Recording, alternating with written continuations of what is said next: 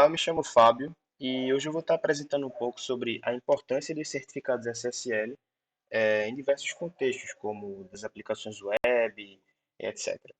Essa apresentação faz parte do meu projeto de segurança de sistemas para a disciplina do Programa de Pós-Graduação em Informática Aplicada da UFRPE. Mas antes de iniciar propriamente dito, o que significa SSL? O que danado é isso? Vamos trazer um pouco para uma analogia, para melhorar a compreensão desse conceito. Imagine uma reunião online, no Google Meet, por exemplo, que está sendo muito comum hoje em dia na pandemia, e nessa reunião estão sendo trocadas informações sensíveis entre duas pessoas, por exemplo, informações de banco, senha, etc. E é algo comum a gente estar acostumado nesse tipo de reunião, a gente assumir que ela realmente é segura, que as informações não vão ser vazadas facilmente. Mas será que ela realmente é segura? Será que há mecanismos de segurança que impeça os hackers de obterem essas informações sensíveis? Mas antes de trazer a resposta para essa pergunta, eu gostaria de trazer um pouco uma ilustração sobre a importância dessa questão de segurança e da confidencialidade atualmente. Esse gráfico é uma comparação do dano gerado por ataques de ransomware atualmente. Ransomware, para quem não conhece, é um ataque em que você se torna um refém do hacker. Ele encripta suas informações e só libera aquela informação, aqueles dados que você possui mediante algum tipo de pagamento. E boa parte desses ataques só é possível devido a uma grande coleta de dados por parte desses hackers. Essa coleta, eles conseguem pegar informações do seu sistema e a partir daí criar scripts e programas maliciosos que podem fazer do seu sistema literalmente um refém. E em 2021 nós temos um recorde de dano gerado por esses ataques, com 2019 tendo 11,5 bilhões de danos e esse valor tendo praticamente dobrado de 2020 para cá, com 9 bilhões, 8,5 bilhões somados a esse valor anterior. E isso pode parecer muito distante da nossa realidade, porém essas coletas de informações, elas possuem um fácil acesso. Nós conseguimos utilizar hardware e ferramentas de muito fácil acesso e custos baixíssimos, se comparados, né, a ferramentas como notebook, computadores que temos atualmente, que conseguimos fazer ataques como esse facilmente. Então é importantíssimo termos condições de nos defendermos. Estou trazendo aqui um exemplo de um adaptador de rede da TP-Link que custa R$ 60, mais um Raspberry Pi 3 que custa em torno de R$ 300. E a partir da combinação dessas duas tecnologias, nós conseguimos fazer ataques desse de forma móvel. A gente liga esse Raspberry Pi mais o adaptador de rede no modo promíscuo e conseguimos coletar essa informação andando de carro, por exemplo. Então, isso só fortifica o quão fácil é essa coleta de informação e o quão preparados nós precisamos estar. E respondendo à pergunta anterior, existem mecanismos para trazer uma maior segurança quanto à confidencialidade, como por exemplo o SSL. E o que danado é SSL? Ela é uma tecnologia que utiliza criptografia assimétrica para encriptar mensagem ponto a ponto entre um cliente e um servidor, entre uma máquina e outra, machine to machine, por exemplo. E como que ela consegue garantir que isso funcione? Como que ela impede a interceptação de mensagens por parte do hacker? Por exemplo, uma criptografia simétrica, onde o cliente e o servidor compartilham a mesma chave. O que garante que o hacker não vai conseguir obter essa chave e desencriptar nossas mensagens, para ver a mensagem em texto claro. Para entender melhor como é que funciona, a gente tem que compreender um pouco da criptografia assimétrica. A criptografia assimétrica, ela parte da premissa da criação de duas chaves, uma chave pública e uma chave privada.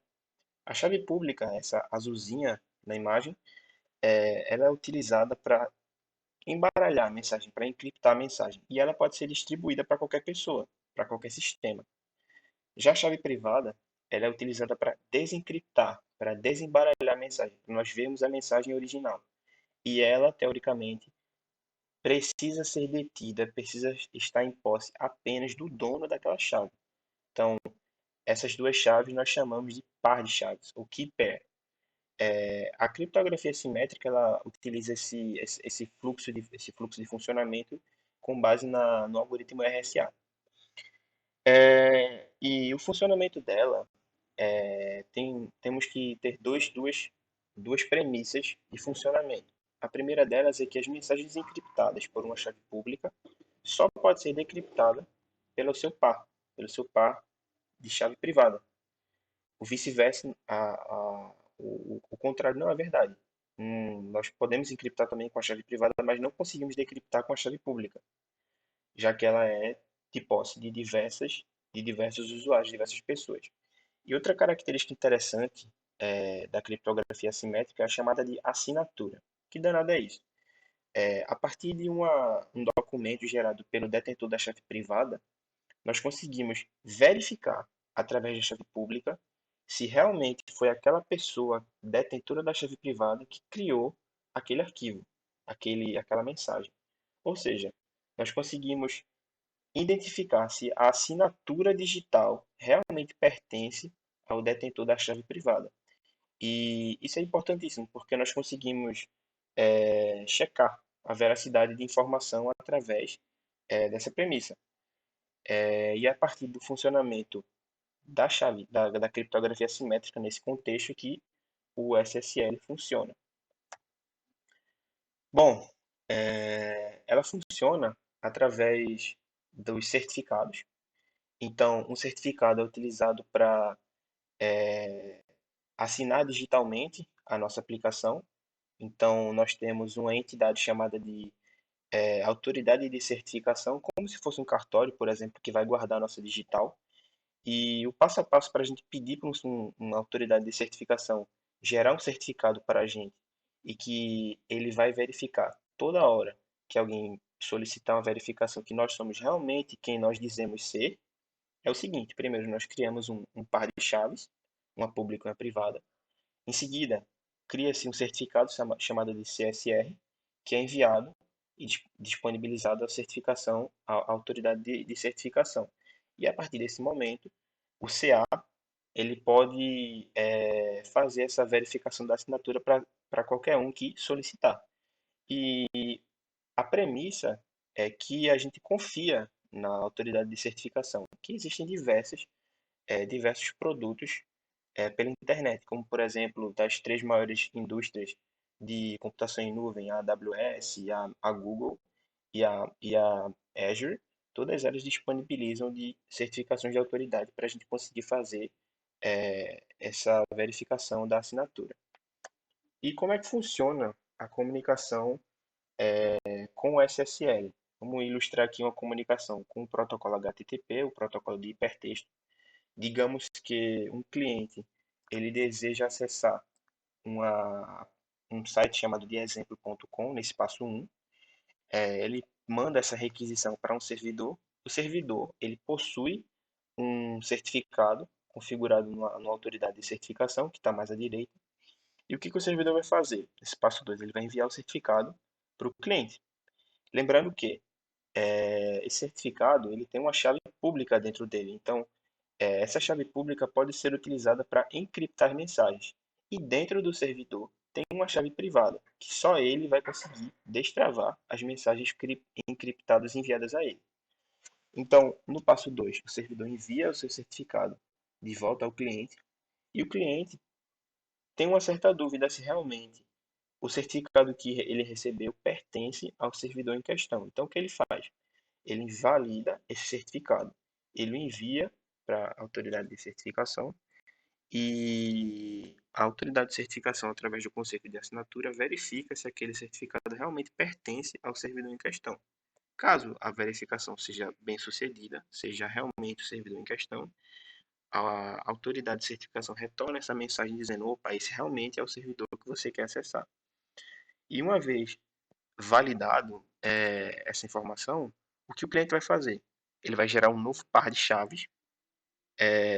Esse par de chaves ele vai ser enviado de volta ao servidor, encriptado utilizando o certificado do próprio servidor, ou seja, só o servidor, que é o detetor da chave privada dele, vai conseguir destravar aquela mensagem e ter acesso ao novo par de chaves. O servidor, então, envia o novo par de chaves. O cliente envia o novo par de chaves encriptado ao servidor. O servidor decripta essas mensagens através de sua chave privada. E a partir desse momento, uma conexão segura é estabelecida com o cliente e o servidor, sendo as únicas entidades em toda a internet detentores desse único par de chaves, que vai ser usado para as comunicações em seguida. E voltando novamente para o conceito de autoridade de certificação, como eu disse, tem muitas plataformas que disponibilizam dessa ferramenta para a gente, só que são pagas. Então, elas não são viáveis para questão de teste, de estudos.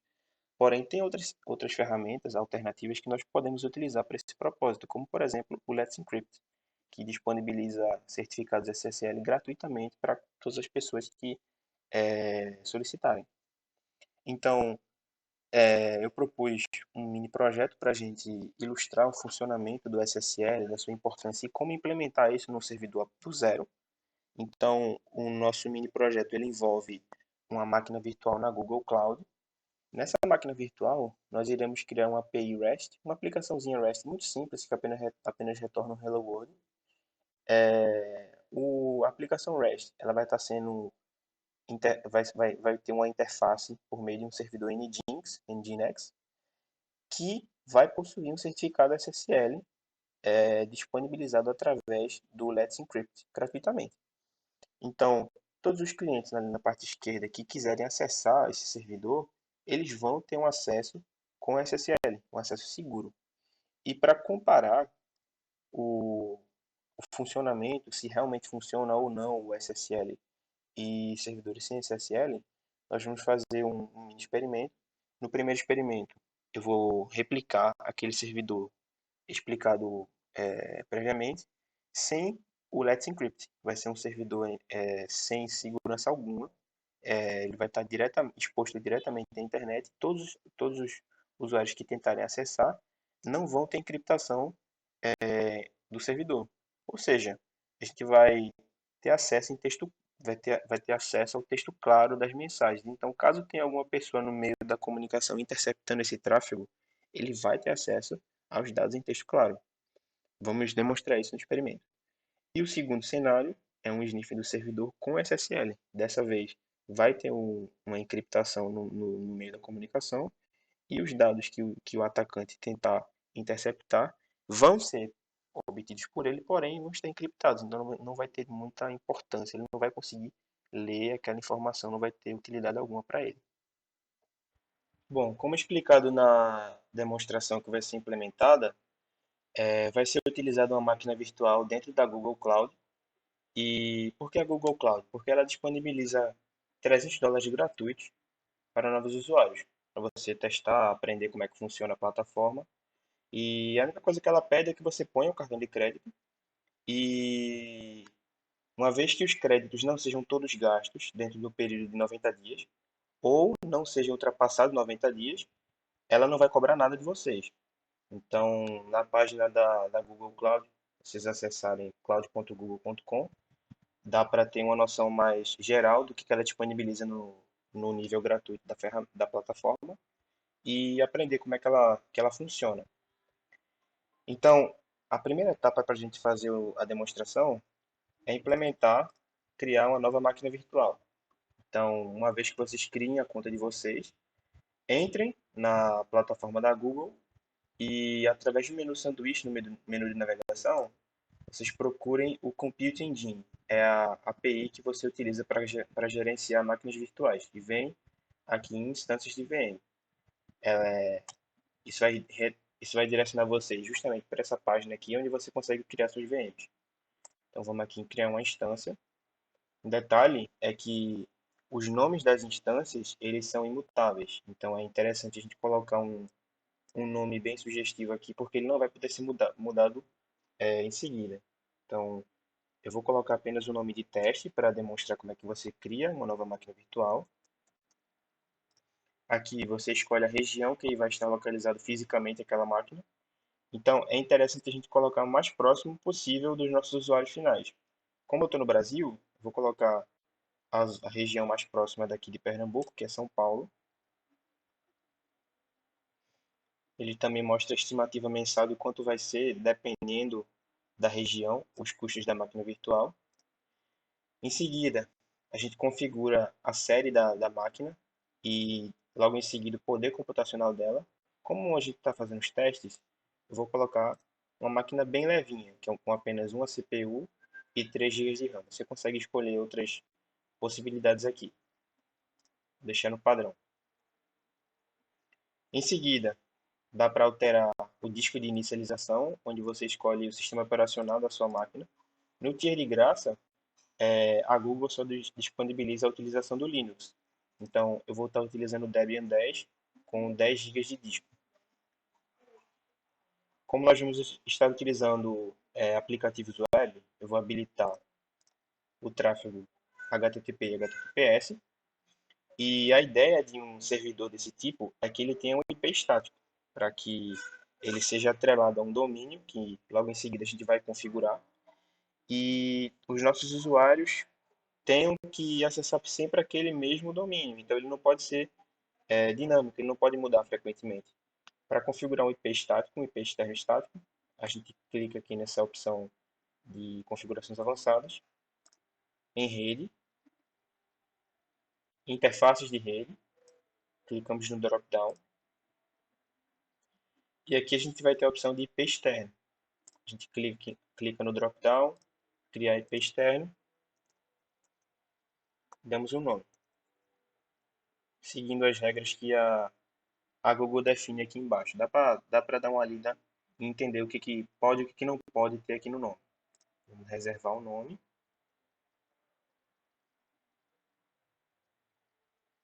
Pronto. Então aqui já está reservado o nosso IP estático. Clicamos em concluir e criar a máquina virtual. Em alguns instantes ela vai estar criada.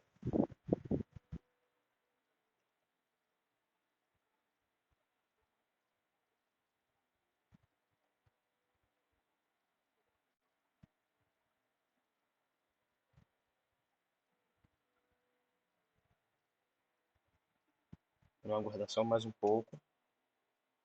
Pronto, foi criada a máquina virtual.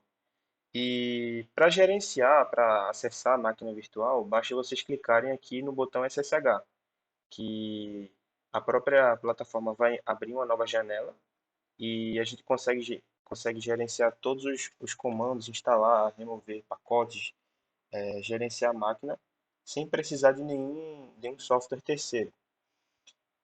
Bom, e agora vamos configurar um, um IP para o domínio dessa máquina para que a gente consiga acessar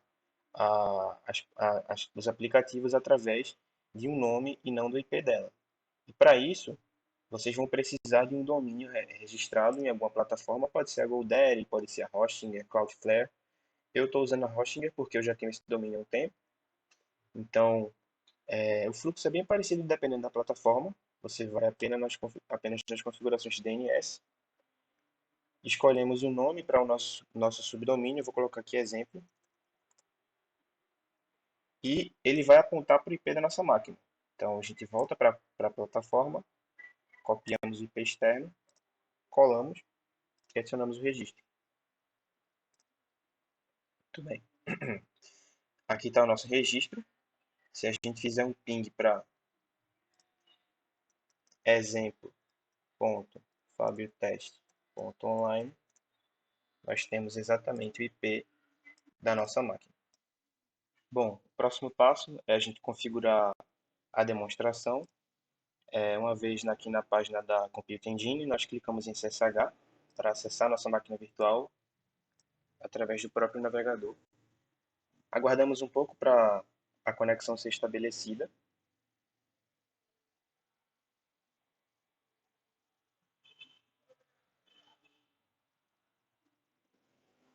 Muito bem, acessamos a nossa máquina virtual. Então, a primeira coisa que eu vou fazer é acessar o modo administrador da máquina. Só um detalhe, todos os comandos que eu colocar aqui no terminal, eu vou colocar na descrição do vídeo, caso alguém queira replicar o processo que eu estou explicando. acessar o superusuário, vou acessar o barra home do sudo e limpar a tela. Pronto. Vamos atualizar o gerenciador de pacote do Linux. E agora vamos instalar o servidor Nginx.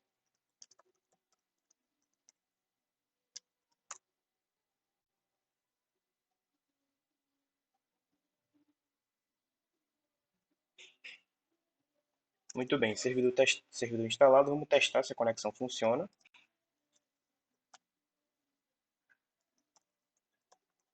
Eu só estou colocando o domínio que nós acabamos de configurar, subdomínio.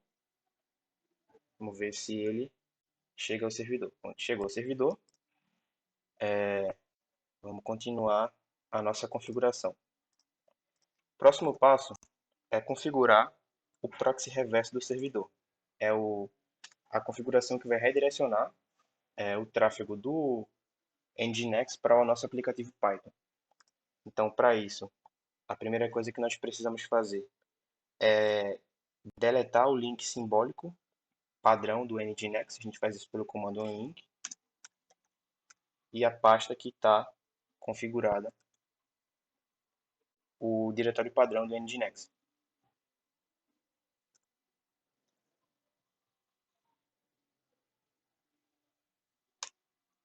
Muito bem. Agora vamos criar um novo arquivo de configuração.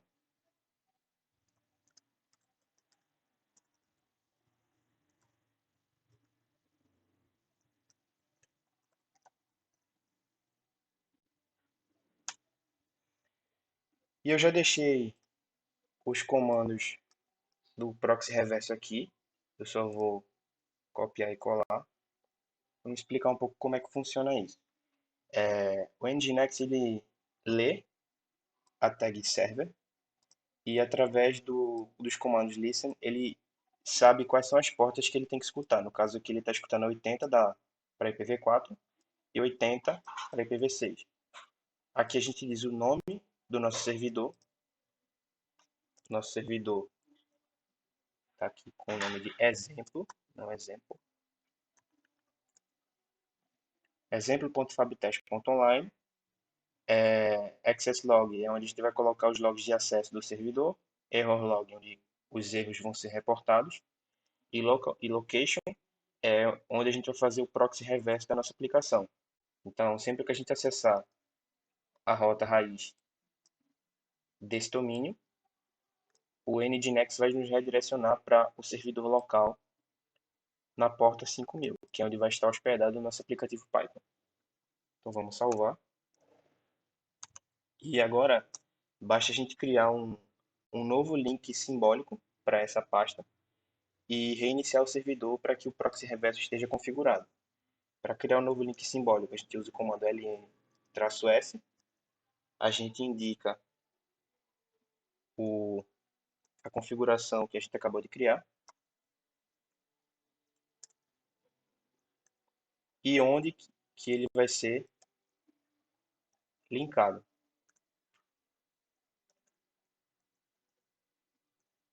Ele vai ser linkado no... o proxy reverse foi criado na pasta Sites Available e ele vai ser linkado na pasta Sites Enabled, que é a pasta padrão para configurações de acesso das configurações do Nginx.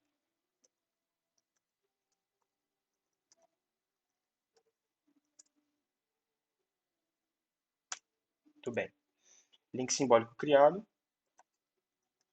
Vamos reiniciar o Nginx e acessar novamente para ver se mudou alguma coisa. Pronto, mudou. O que isso significa? Significa que o Nginx está tentando redirecionar um serviço que ainda não existe na porta 5000. Então a gente precisa criar o nosso aplicativo Python para que o redirecionamento funcione corretamente. Para isso, eu vou limpar novamente aqui a tela no navegador, no terminal, e a gente vai instalar o nosso servidorzinho Python. A gente vai estar utilizando o Flask, então nós precisamos do gerenciador de pacotes do Python para conseguir baixar o Flask. Ele não vem por padrão no Debian, então a gente precisa instalar o primeiro.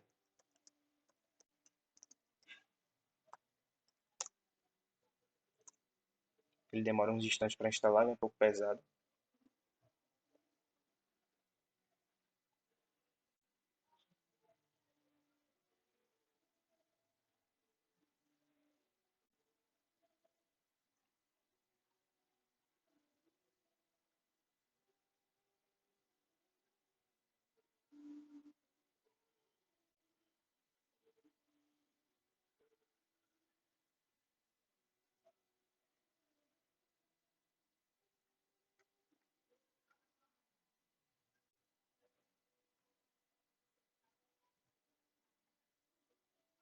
Beleza, gerenciador criado. Vamos instalar o Flask.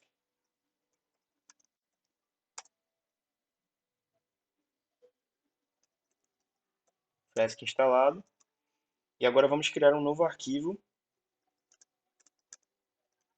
Python, que vai ser o nosso servidor. Eu também deixei o código do Python aqui já padrão, salvo, para a gente ganhar um pouco de tempo. O que que ele faz? Ele apenas retorna o texto Hello World quando a gente acessa a rota raiz do aplicativo. Por padrão, o aplicativo ele vai estar rodando no localhost na porta 5000, que é justamente onde a gente apontou no proxy reverso do Nginx. Então agora, basta a gente executar o servidor, execução realizada com sucesso, e quando a gente acessar através do proxy reverso, nós temos o nosso servidor Python sendo executado através do Nginx. Muito bem. Próximo passo é a gente criar a gente solicitar o nosso SSL ao Let's Encrypt através do certbot. E como que a gente faz isso? Bom, novamente, vamos voltar aqui para o nosso terminal. Vou desligar o servidor Python por uns instantes para a gente fazer essa configuração. E para isso, a gente só precisa instalar alguns pacotes do próprio certbot. Deixa eu filar aqui os comandos. Tudo bem aqui. Então, são dois pacotes que nós precisamos, o certbot e o Python 3 certbot para o Nginx. A gente instala esses dois pacotes, que eles já ajudam bastante na configuração do SSL. Eles já pedem e configuram o servidor Nginx totalmente automaticamente para a gente. A gente não tem trabalho algum, é só dizer o nome do domínio e ele já configura tudo. Muito bem, pacotes instalados. O que a gente faz agora? Certbot, traço Nginx, traço D. Esse traço D significa domínio. E aqui a gente digita o domínio do nosso aplicativo. Um detalhe importante, muito importante.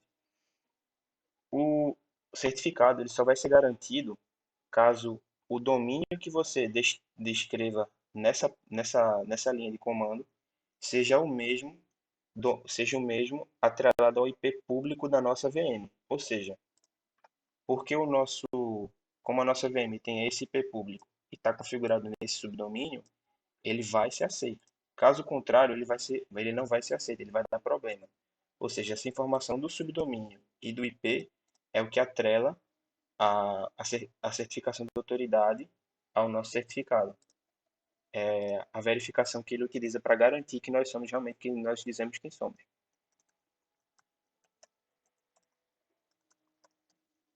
Então, digitando aqui o domínio correto do IP público da nossa VM, damos um Enter. Ele pede o e-mail na primeira vez, mas você pode colocar qualquer e-mail. Pergunta se aceitamos os termos e condições.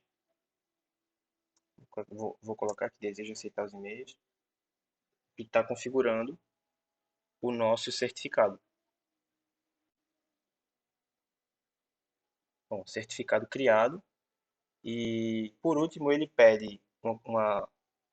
pergunta se você deseja que as rotas para o nosso servidor, para o nosso subdomínio, sejam redirecionadas automaticamente para o HTTPS. O ideal é que sejam, para evitar que alguns usuários acessem o nosso serviço sem segurança. Então a gente vai colocar a opção 2, que sempre vai redirecionar para o HTTPS. e o nosso certificado já está criado. Se a gente reiniciar aqui a página, nós temos novamente o bad gateway porque a gente desligou o servidor Python. Então a gente vai só iniciar o servidor Python mais uma vez e vamos reiniciar aqui. E aqui está, nosso certificado já está funcionando. Bom, o nosso próximo passo é testar e comparar a máquina virtual que possui SSL e a que não possui, para vocês verem realmente como é que é a diferença utilizando o Wireshark. Então, se vocês lembrarem do cenário que eu expliquei na apresentação, vamos testar primeiro o cenário sem SSL para ver como tudo fica em texto claro. Todas as comunicações ficam completamente expostas à internet. Então, tanto alguém dentro da sua rede pode ficar vendo, pode snifar a sua conversa, como com alguma configuração mais rebuscada, dá para fazer isso de qualquer parte do mundo. Então, é bem perigoso utilizar uma aplicação web sem segurança.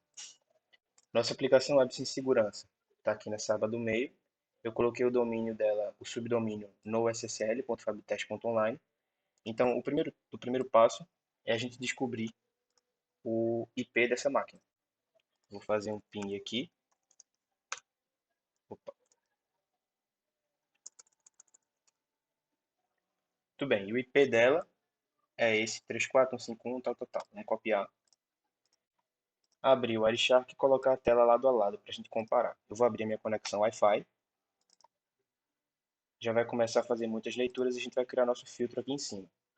O filtro vai ser IP address, igual ao IP da máquina. E nós estamos interessados em checar o fluxo da porta 80, porque nós não temos a HTTPS, não temos segurança. A porta padrão para serviços web é 80. Então a gente coloca tcp.port 80.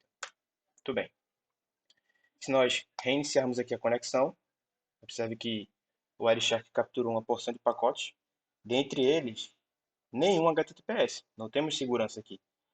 Pegamos aqui alguns TCPs para a criação da conexão, estabelecimento da conexão, handshake, e aqui alguns pacotes HTTP. Se a gente clicar no TCP e seguir o fluxo de string dele, alguns não vão exibir muita coisa.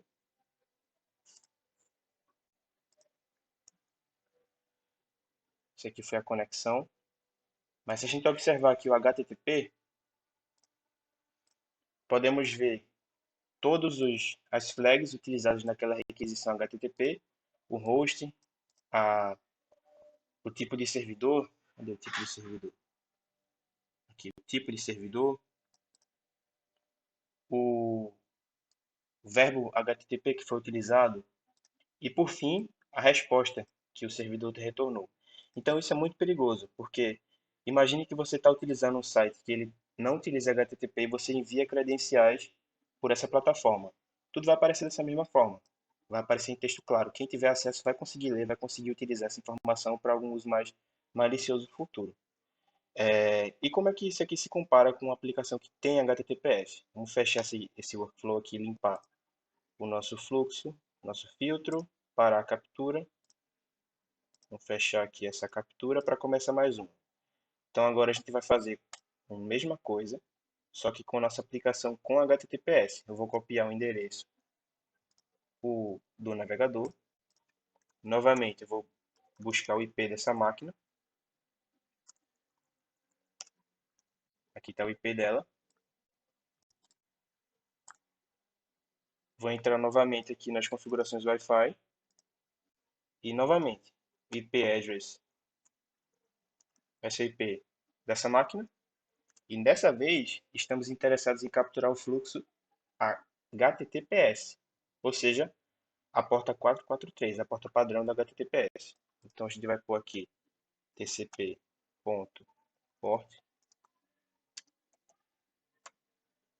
dar um enter e reiniciar a conexão.